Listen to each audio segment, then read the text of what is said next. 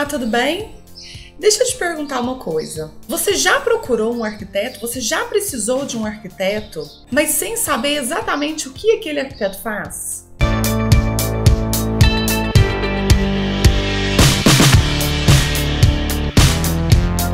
Essa pergunta ela pode soar um pouco estranha, né? Mas na verdade, a maioria das pessoas procuram arquitetos achando que ele vai simplesmente dar uma ideia, ou que o arquiteto vai desenvolver o desenho da sua edificação. Mas na verdade, o trabalho do arquiteto é muito mais do que isso. Eu quero te contar um pouquinho sobre isso, então vem comigo.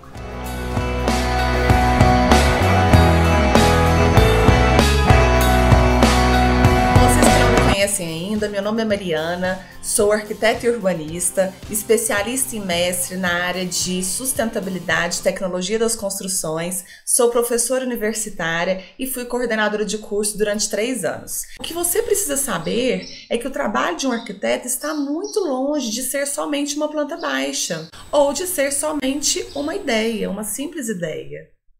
Então, o que eu vou falar é um pouco clichê e muito comum de se ouvir, mas é a pura verdade. Quando você vai pedir uma ideia para o arquiteto ou simplesmente um desenho da sua edificação, é como se você pedisse uma carona para o motorista de táxi ou uma carona para o motorista do ônibus. Ou, dependendo da complexidade do projeto, é como se você estivesse pedindo uma carona para um comandante de um avião. Portanto, nesse vídeo vou te falar um pouquinho sobre o que envolve de fato um projeto arquitetônico, né? Nós temos algumas etapas que devem ser seguidas no processo de projeto. Portanto, quando você contrata um arquiteto, ele precisa passar por no mínimo 3 etapas projetuais, onde ele vai te conhecer, conhecer as suas necessidades, conhecer a área aonde será desenvolvido o projeto, conhecer o entorno desta área aonde o projeto será desenvolvido, desenvolver análises de modo que ele possa desenvolver um projeto com o aproveitamento máximo da iluminação natural, aproveitamento máximo da ventilação natural, para que você consiga ter uma edificação confortável, com baixo custo de manutenção. O que significa um baixo custo de manutenção? Uma baixa conta de luz no final do mês, para que você possa ter um aproveitamento máximo da iluminação natural durante o dia e não precise, por exemplo, acender lâmpadas durante o dia. Portanto, o trabalho de um arquiteto envolve muitas análises. Eu vou estar falando um pouquinho sobre essas análises.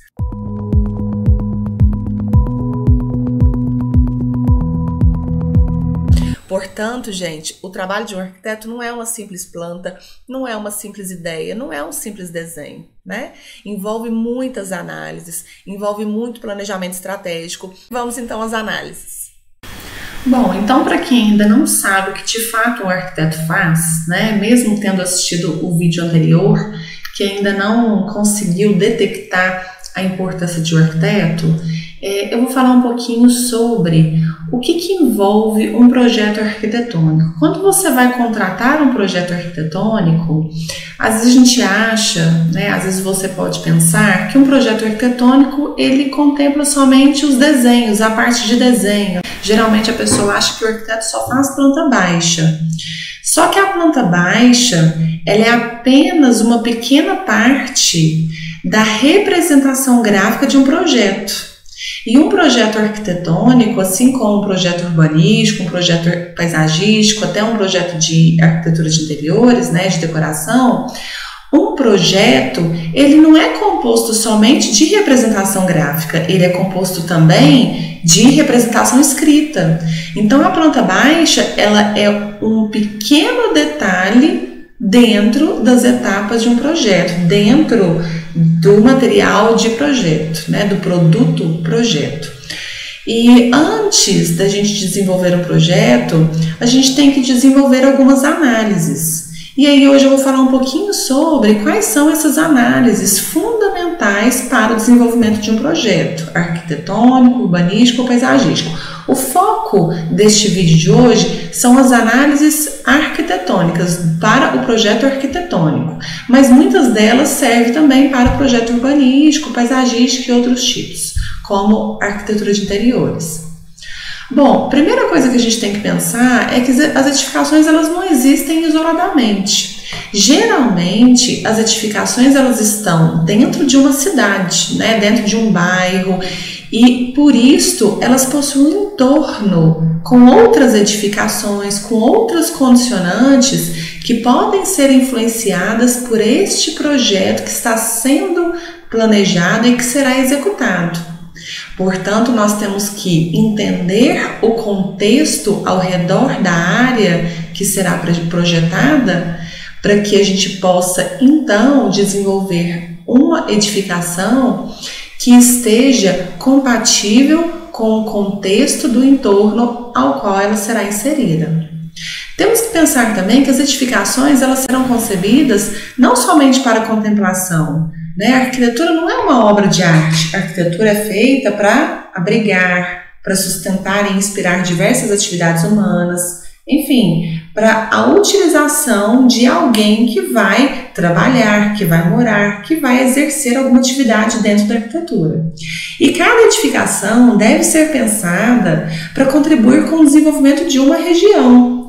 E esta região ela pode ser entendida como o entorno imediato da edificação que será projetada, como também a região que é a cidade e o entorno da cidade.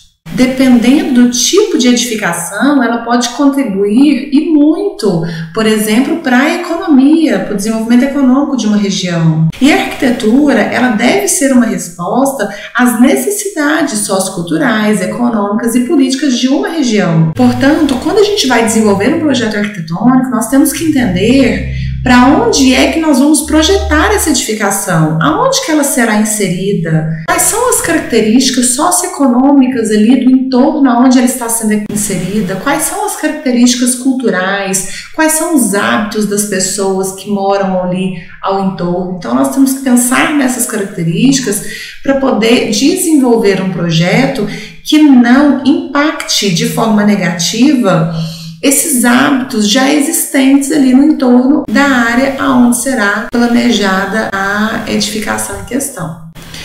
E todo projeto arquitetônico sustentável deve respeitar os atributos naturais de um lugar. Atualmente, tem que se pensar que todo projeto a ser projetado tem que promover estratégias de baixo impacto.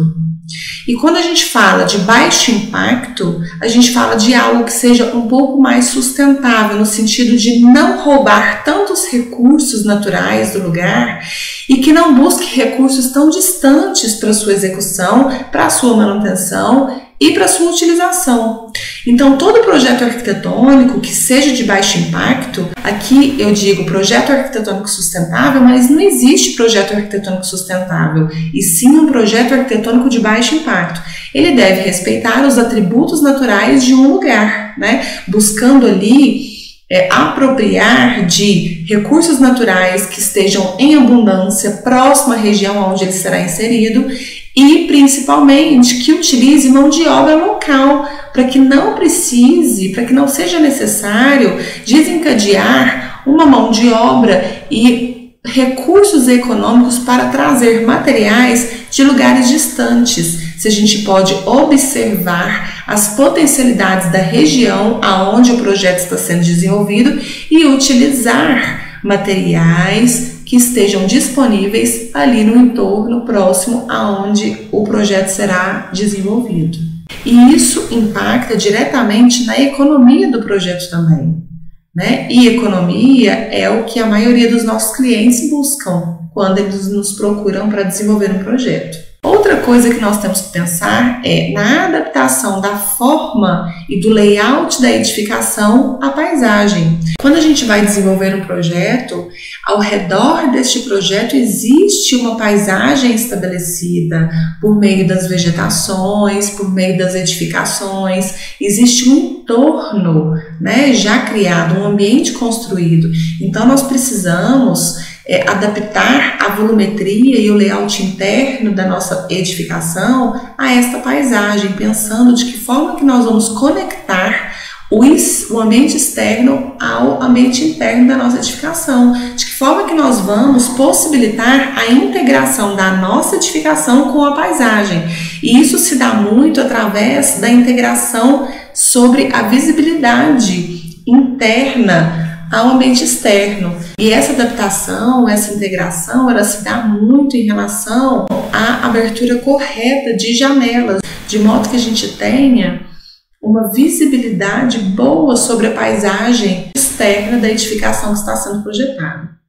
E temos que levar, obviamente, em consideração as condicionantes naturais, né? A orientação solar, né? O percurso do sol, a velocidade do vento, a intensidade das chuvas. Quando a gente tem noção sobre a orientação solar, nós conseguimos aproveitar ao máximo a iluminação natural para dentro da edificação, de modo que a gente tenha, além de um conforto lumínico e um conforto térmico, quando a gente consegue aproveitar de maneira adequada a iluminação natural, a gente consegue ainda evitar com que iluminações artificiais sejam ligadas durante a parte do dia. E com isso a gente consegue uma redução no custo da manutenção. Neste caso, uma redução no custo da conta de luz, né?